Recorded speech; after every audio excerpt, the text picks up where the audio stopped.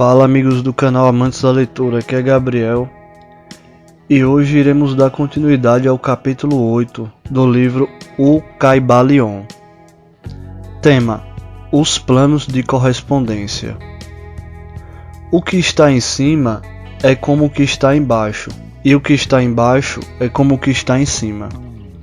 O segundo grande princípio hermético explica a verdade, que há uma harmonia, uma correlação e correspondência entre os diferentes planos de manifestação, vida e existência. Esta afirmação é uma verdade porque tudo o que está incluído no universo emana da mesma fonte, e as mesmas leis, princípios e característicos se aplicam a cada unidade, ou combinação de unidades de atividade.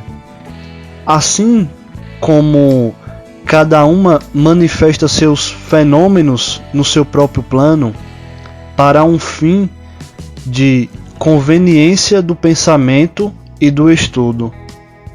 A filosofia hermética considera que o universo pode ser dividido em três grandes classes de fenômenos, conhecidas como três grandes planos denominados: 1. O grande plano físico. 2. O grande plano mental. 3. O grande plano espiritual. Essas divisões são mais ou menos artificiais e arbitrárias, porque a verdade é que todas as três divisões não são senão graus ascendentes da grande escada da vida. O ponto mais baixo, da qual é a matéria não diferenciada, e o ponto mais elevado o espírito, e aliás os diversos planos penetram uns nos outros.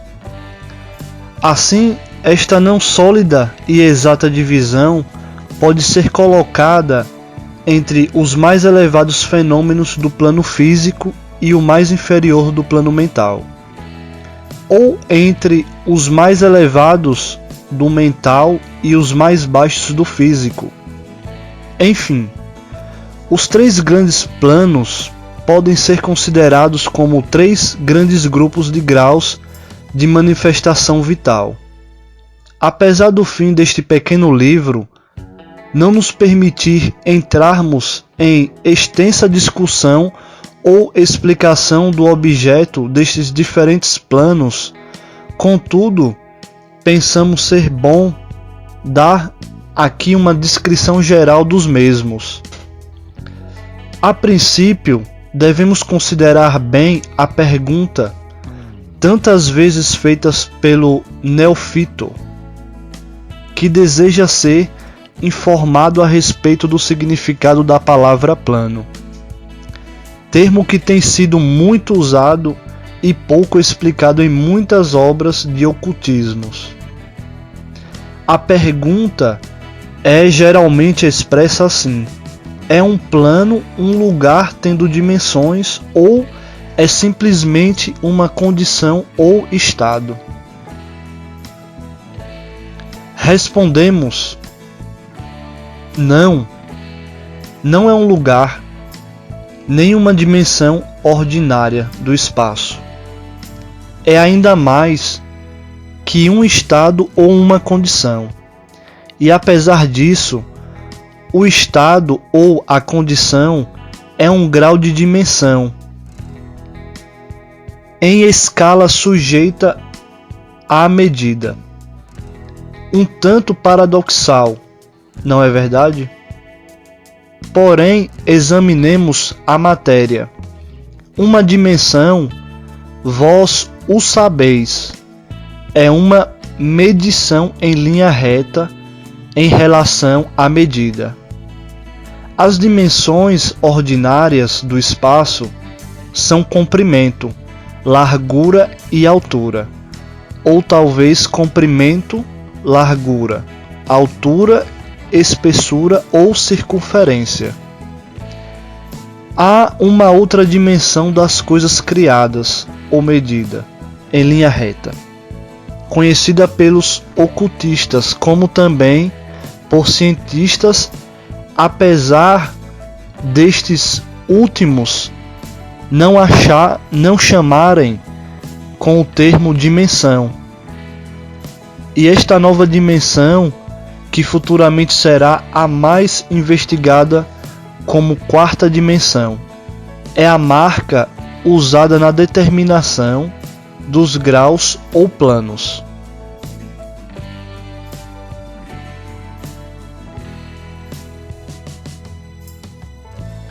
Esta quarta dimensão pode ser chamada a dimensão da vibração. Este é um fato bem conhecido para a moderna ciência, como para os hermetistas, que estabeleceram a verdade no seu terceiro princípio hermético, que tudo se move, tudo vibra, nada está parado. Desde as manifestações mais elevadas até as mais baixas, todas as coisas vibram, somente elas vibram em diferentes coeficientes de movimento, mas também em diversas direções e diferentes maneiras.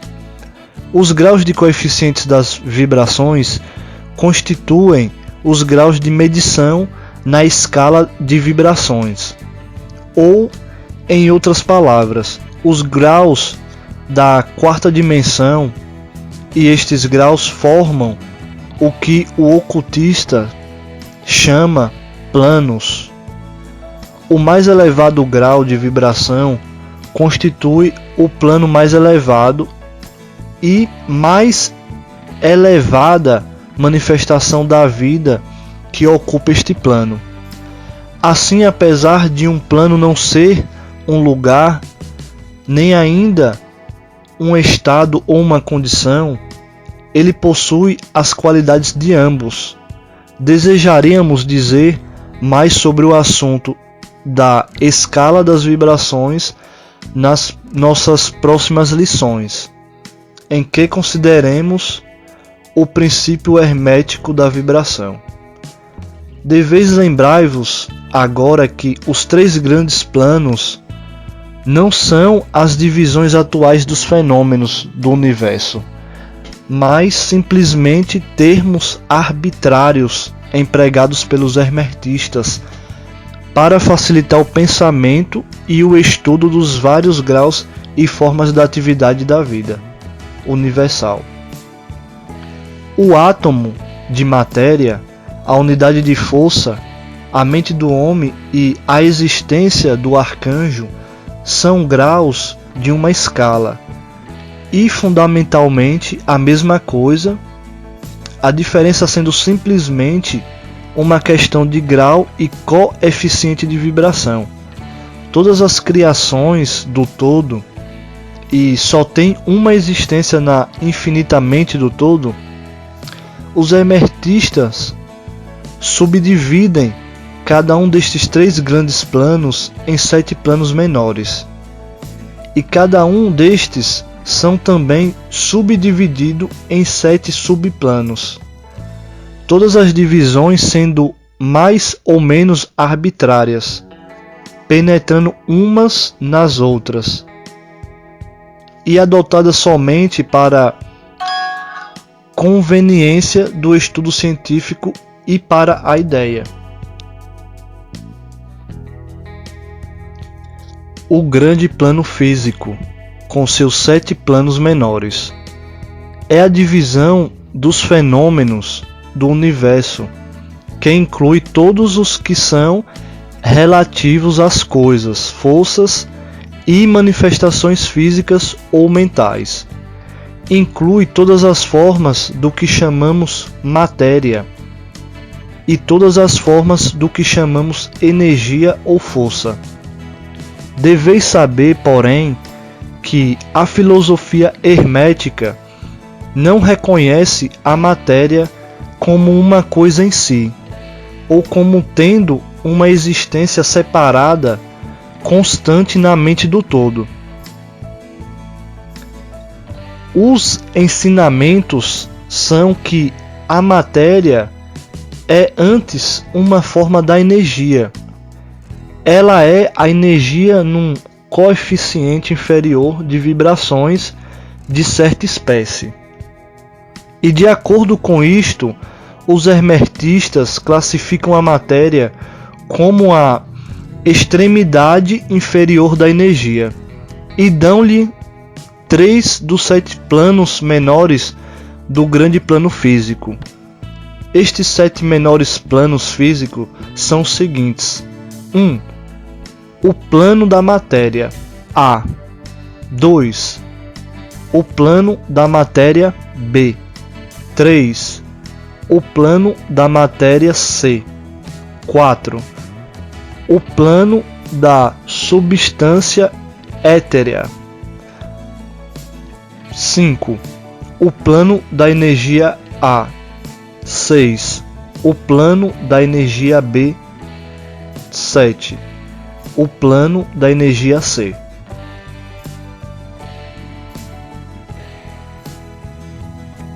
O plano da matéria A. Compreende as formas da matéria em suas formas de sólidos, líquidos e gasosos, como geralmente reconhecem os livros dos físicos.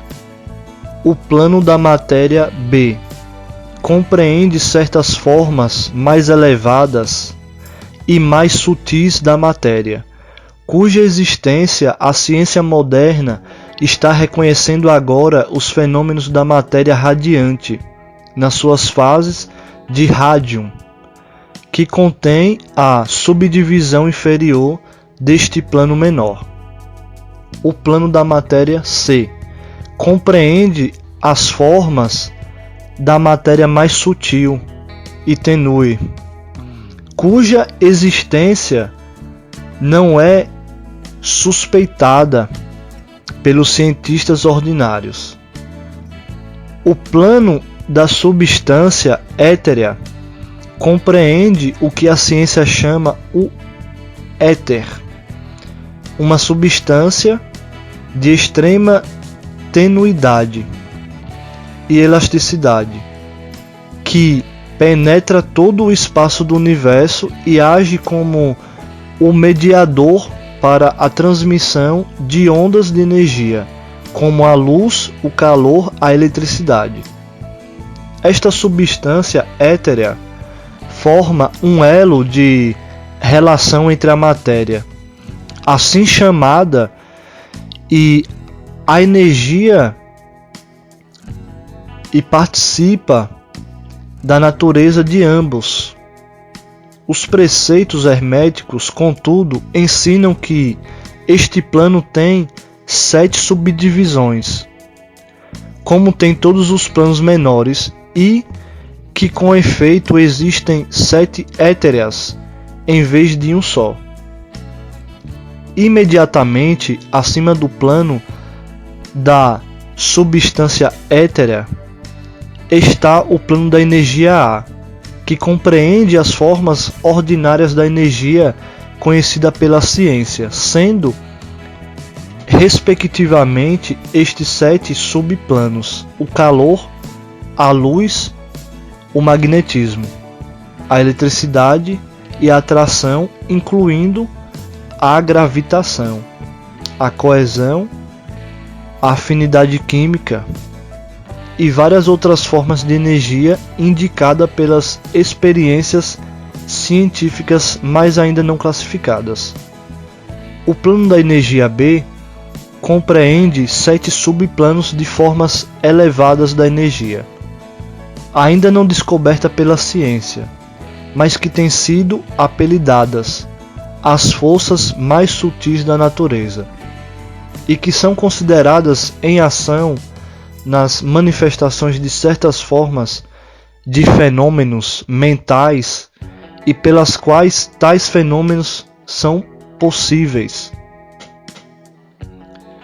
O plano da energia C compreende 7 subplanos de energia tão elevadamente organizados que eles contêm muitos característicos da vida, mas que não é reconhecido pela mente dos homens no plano ordinário de desenvolvimento, sendo útil só ao uso dos entes do plano espiritual.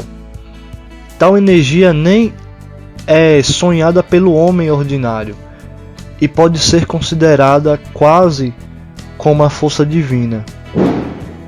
Os entes que a empregam são como deuses comparados com os mais elevados tipos humanos conhecidos por nós. O grande plano mental compreende as formas de pensamentos viventes conhecidas por nós na vida ordinária, bem como certas outras formas, só bem conhecidas dos ocultistas.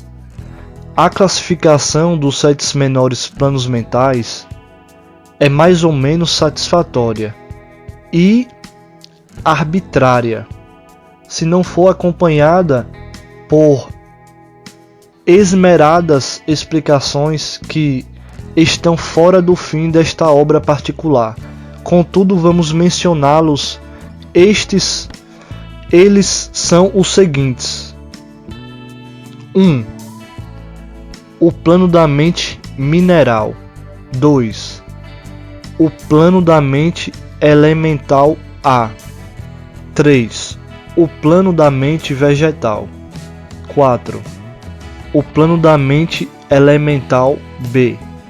5. O plano da mente animal. 6. O plano da mente elemental C. 7. O plano da mente hominal.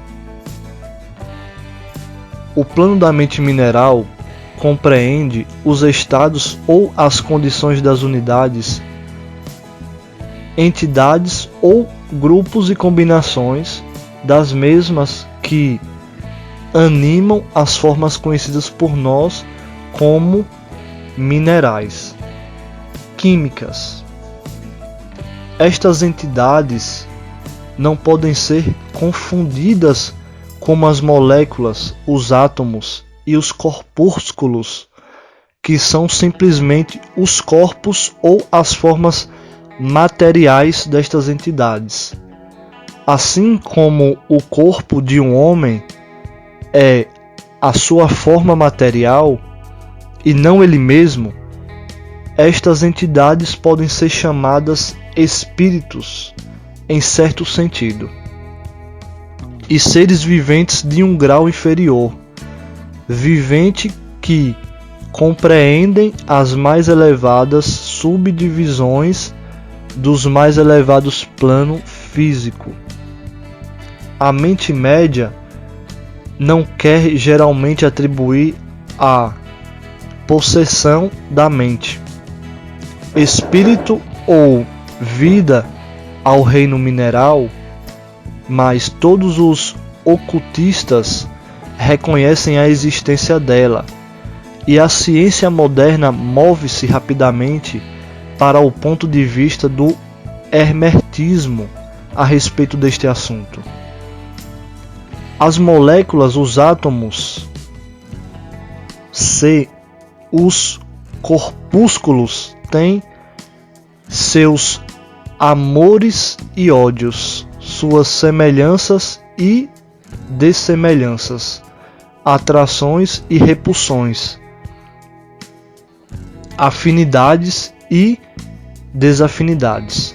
E muitas das mais intrépidas mentes de ciência moderna expressam a opinião que o desejo e a vontade, as eituações e sentimentos dos átomos simplesmente diferem em grau dos que os homens têm. Não temos espaço para argumentar sobre este assunto. Todos os ocultistas reconhecem isto, e outros se referiram às diversas obras científicas mais recentes para corroboração exterior. Estas são as 7 subdivisões usuais deste plano. O plano da mente elemental A compreende o estado ou a condição e grau de desenvolvimento mental e vital de uma classe de entidades desconhecidas ao homem médio, mas reconhecidas pelos ocultistas. Elas são invisíveis aos sentidos ordinários do homem, mas não obstante existem e têm a sua parte do drama do universo. O seu grau de inteligência está entre o das entidades minerais e químicas de um lado e das entidades do reino vegetal do outro. Também neste plano há 7 subdivisões. O plano da mente vegetal, em suas 7 subdivisões, compreende os estados ou as condições das entidades contidas nos reinos do mundo vegetal. Os fenômenos vitais e mentais que as pessoas de inteligência média justamente bem compreendem, tendo sido publicadas na última década muitas obras novas e interessantes sobre a mente e a vida nas plantas. As plantas têm vida, mente e espírito, tão bem como os animais, o homem e o super-homem. O plano da mente elemental B, nas suas 7 subdivisões, compreende os estados e as condições de uma forma mais elevada das entidades elementais ou invisíveis, tendo a sua parte na obra geral do universo, cuja mente e vida formam uma parte da e cada entre o plano da mente vegetal e o plano da mente animal. As entidades participando da natureza de ambos, o plano da mente animal, nas suas 7 subdivisões, compreende os estados e as condições de entidades entes ou espíritos que animam as formas animais da vida, familiares a nós todos. Não é necessário entrar em detalhes a respeito deste reino ou plano de vida, porque o mundo animal nos é tão familiar como o nosso próprio. O plano da mente elemental C, nas suas 7 subdivisões, compreende as entidades ou entes invisíveis, como são todas as formas elementais que participam da natureza da vida animal e da humana. Em certo grau e certas combinações, as formas mais elevadas são meio humanas em inteligência. O plano da mente humana, nas suas 7 subdivisões, compreende as manifestações da vida e da mentalidade, que são comuns ao homem, nos seus vários graus de divisões. Nesta relação, sabemos que o homem médio atual ocupa a 4ª subdivisão do plano da mente humana, e somente o mais inteligente cruzou as fronteiras da 5ª subdivisão. A raça gastou milhões de anos para alcançar esta posição, e serão necessários muitos mais anos para que ela passe a 6ª e a 7ª subdivisões e vá além delas. Mas relembrai-vos que existiram raças antes de nós que passaram por esses degraus e nos planos mais elevados. A nossa própria raça é a 5ª, com restos da 4ª, que pôs os pés no caminho. Contudo, há alguns espíritos avançados da nossa própria raça que ultrapassaram as massas e que passaram a 6ª e a 7ª subdivisões, e muito poucos estes estão acima deles. O homem da 6ª subdivisão será o super-homem. e da sétima, o homem de cima. Nossa consideração dos 7 planos mentais menores, nós nos referimos aos 3 planos elementais em sentido geral. Não queremos entrar em detalhes sobre este assunto, porque esta obra limita-se a tratar da filosofia e dos preceitos em geral. Mas podemos dizer-vos mais, com o fim de dar-vos uma pequena ideia mais clara das relações destes planos aos mais familiares deles.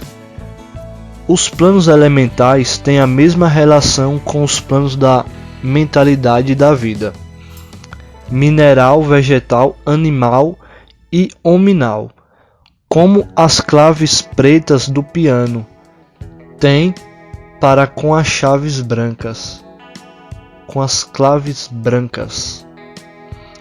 As claves brancas são suficientes para produzir a música, mas há certas escalas, melodias e harmonias em que as claves pretas têm sua parte e em que a sua presença é necessária. São necessários também como elos de uitião da condição do espírito, são entidades, estados entre os outros diversos planos, certas formas de desenvolvimento podendo ser atingidas nele. Este último resultado, dando ao leitor que pode ter entre as linhas uma nova luz sobre o processo de evolução e uma nova chave da porta secreta dos lábios da vida entre um reino e o outro. Os grandes reinos dos elementais são muito conhecidos por todos os ocultistas e escritos esotéricos estão cheios de menção deles. Os leitores de Zanoni, de Buerliton e outras obras semelhantes poderão reconhecer as entidades que habitam estes planos de vida, passando do grande plano mental ao grande plano espiritual, que poderemos dizer como poderemos explicar estes estados mais elevados do ente, da vida e da mente. As mentes ainda inábeis para compreender e entender as mais elevadas subdivisões do plano da mente hominal, a tarefa é impossível. Poderemos falar só nos termos mais gerais, como pode a luz ser descrita a um homem nascido cego? Como explicar o açúcar a um homem que nunca comeu coisa doce? Ou a harmonia a um que nasceu surdo? Tudo o que podemos dizer é que os 7 planos menores do grande plano espiritual, cada plano menor tendo suas 7 subdivisões, compreende os entes que possuem a vida, a mente e a forma acima da do homem atual, como a deste último é acima do verme terrestre, do mineral ou ainda de certas formas da energia ou matéria. A vida destes entes é tão transcendental para nós que ainda não podemos pensar nos detalhes dos mesmos. As suas mentes são tão transcendentes que para eles nos parecemos pensar um pouquinho, e os nossos processos mentais lhes parecem simplesmente como um processo material,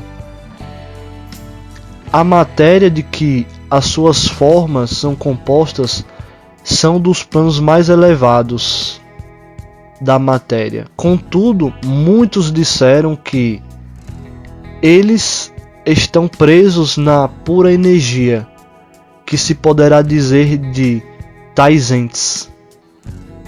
Nos 7 planos menores do grande plano espiritual, existem entes que poderemos chamar a anjos, arcanjos, semideuses. No plano menor, mais baixo, vivem essas grandes almas que chamamos mestres e adeptos. Acima deles fica a grande hierarquia das hostes angelicais. Inconcebíveis ao homem, e acima destas ficam os que podem ser chamados sem irreverência os deuses. Tão elevados na escada da existência estão eles, pois que a sua existência, inteligência e poder são semelhantes aos atribuídos pelas raças de homens às suas concepções da divindade. Estes entes estão ainda além dos mais elevados voos da imaginação humana, e o epíteto divino é o único que lhes é aplicável. Muitos destes entes, como também as hostes angélicas, tomam muito interesse nos negócios do universo e têm uma parte importante neles.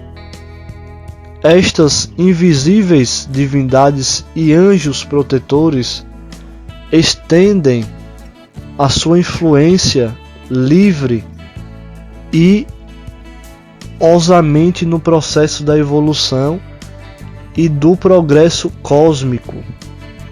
A sua ocasional intervenção e assistência nos negócios humanos criou as muitas lendas, crenças, religiões e tradições da raça passada e presentes.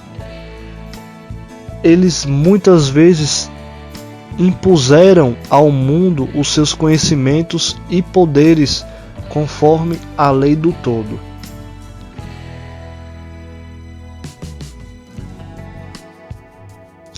Mais ainda, mesmo os mais elevados destes entes adiantados existem simplesmente como criações da mente do todo e são sujeitos ao processo cósmico e às leis universais.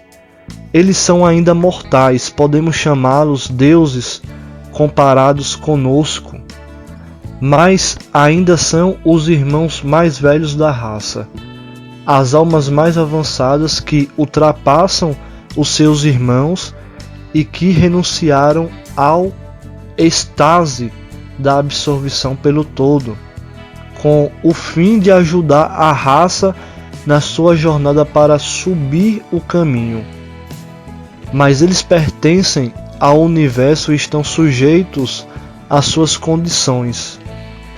São mortais e o seu plano está abaixo do plano do Espírito Absoluto. Somente os mais avançados emertistas são aptos para compreender os mais ocultos preceitos a respeito dos estados de existência e dos poderes manifestados nos planos espirituais.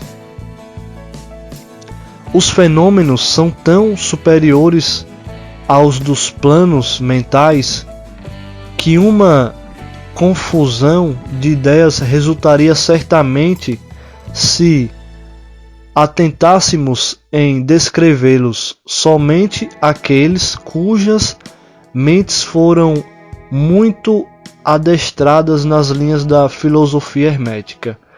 Por muitos anos, certamente, que estes transportam consigo de outras encarnações o conhecimento adquirido previamente podem compreender justamente o que é significado pelo ensinamento sobre este plano espiritual.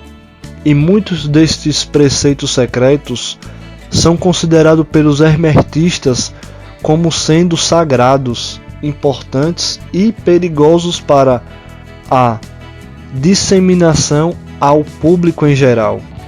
Os estudantes inteligentes podem reconhecer que significamos com isto a ideia que a significação da palavra espírito, como é empregada pelos hermetistas, é semelhante à de poder vivente, força anatriada, essência oculta, essência da vida, que não deve ser confundido com o termo usual e comumente empregado em relação com os termos, isto é, religioso, eclesiástico, espiritual, étereo, santo.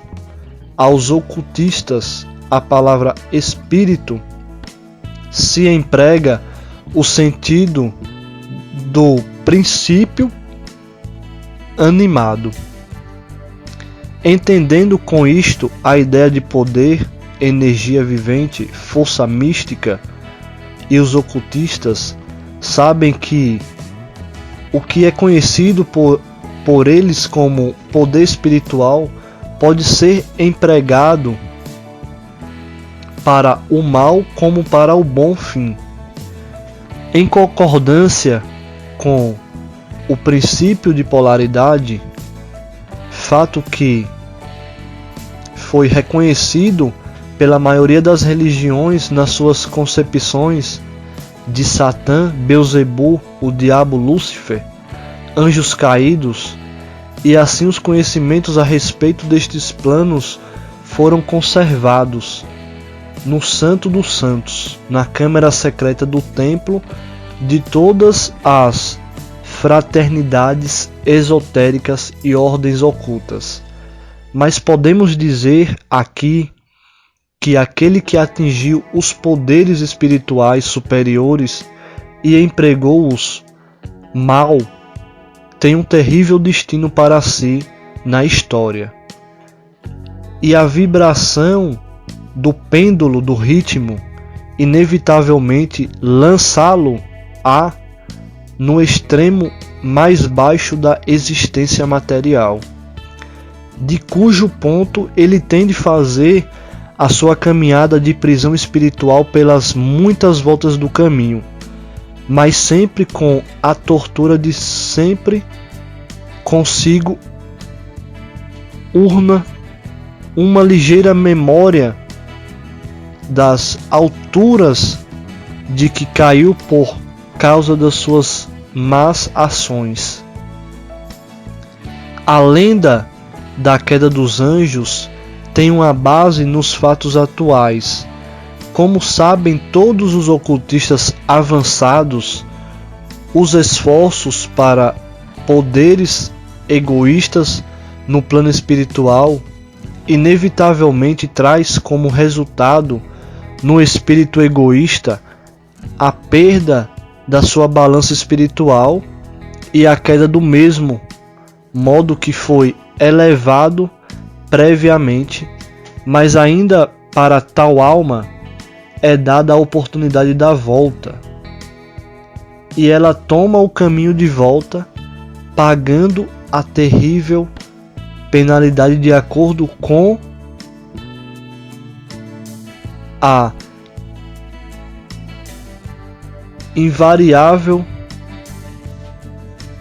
Em conclusão, vamos agora lembrar-vos que, relativamente, de acordo com ele, ao princípio de correspondência, que contém a verdade, o que está em cima é como o que está embaixo, e o que está embaixo é como o que está em cima, todos os 7 princípios herméticos estão em muitas operações em todos os diversos planos físicos, mentais e espirituais.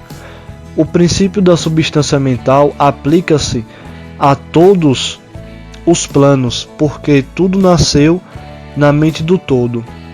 O princípio de correspondência se manifesta em tudo, porque há uma correspondência, harmonia e correlação entre os diversos planos. O princípio de vibração se manifesta em todos os planos, com efeito a verdadeira diferença que faz os planos resulta da vibração, como explicamos. O princípio de polaridade manifesta-se em todos os planos, porque os extremos dos polos são aparentemente opostos e contraditórios. O princípio de ritmo manifesta-se em todos os planos, o movimento dos fenômenos tendo o seu fluxo e refluxo, a sua alta e baixa. O princípio de causa e efeito se manifesta em todos os planos, cada efeito tendo a sua causa e cada causa tendo o seu efeito.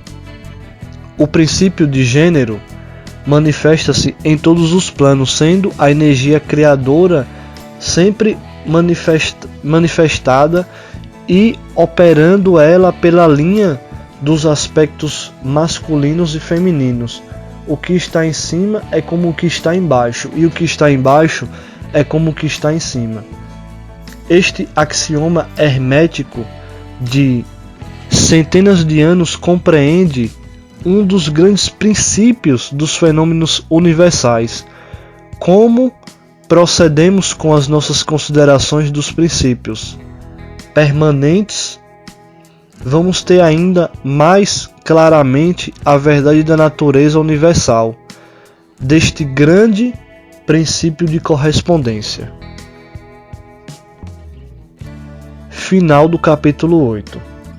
Se você é novo por aqui, curta, comente e compartilha, e não esqueça de se inscrever e ficar a par de todos os lançamentos e novidades que iremos trazer ao canal. Ficamos aqui e nos vemos no próximo capítulo. Um grande abraço. Tchau, tchau.